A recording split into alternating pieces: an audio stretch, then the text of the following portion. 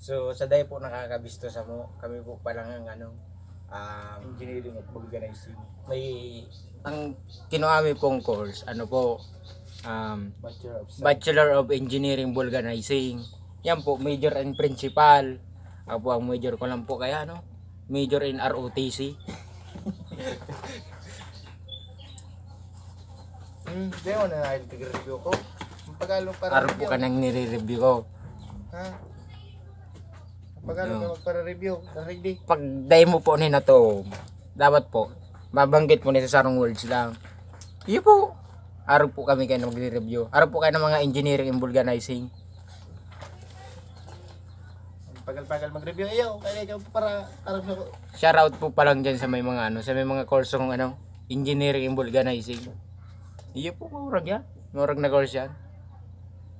Pag take nindo yan, asahan nindong Huli nga ba yan, Kakadakol yan, Ay, hindi mo naiintindihan na surat ko. Di da, pag take nindo ang engineering and vulcanizing, asahan po nindong may skill po kamo sa pagkakan, sa pagkalot ng daga.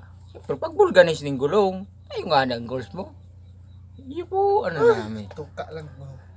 Tapos, pag engineering and vulcanizing ka, orago niyang tanong.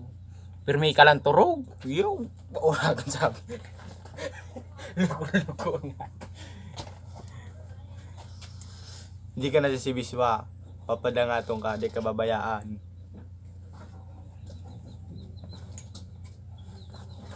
Pag taga CBSUA ang bata mo, kabahan ka na.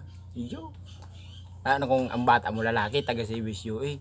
Uli ni, pag nahihiling ko dyan sa may mga gate, may mga bata na taga ibang university, uli naharak bayan ng mga babae. Kabahan ka na. Jesus. Sabi ko sa imo. Pag pag ang bata mo man babae, taga CBSUA, ay sus, kabahan ka na. Kadakol chick boy rig sa campus may. Sinasabi ko sa imo, kabakabahan ka na. May mga bata ang taga Sibiswa. Overthink malala, boy.